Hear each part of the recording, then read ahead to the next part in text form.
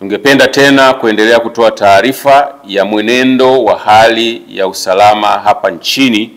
kuanzia saa 12 asubuhi ya tarehe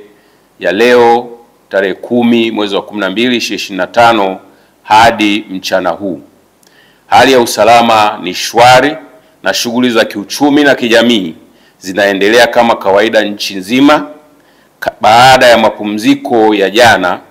ya tarehe 9 wa 12 2025 ya sherehe za sikukuu ya uhuru wa taifa letu. Jeshi la Polisi kwa ushirikiano na vyombo vingine vya ulinzi na usalama vitaendelea kushirikiana na nyinyi wananchi kuhakikisha amani na usalama unaendelea kuimarika hapa nchini, ili hata wale wachache wenye hofu waweze kutoka waendelee na shughuli zao za kila siku za kujitafutia riziki na kupata huduma za kijamii wanazohitaji. Aidha, tunawashukuru na kuwapongeza wananchi wote kwa nafasi zao, kwa namna wanavyoendelea kuwakataa na kuwapuuza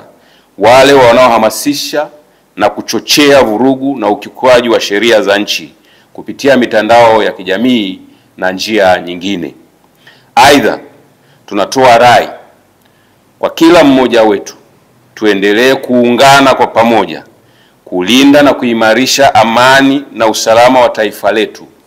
ili liendelee kuwa sehemu salama ya kuishi kwa vizazi vya sasa na vitakavyokuja.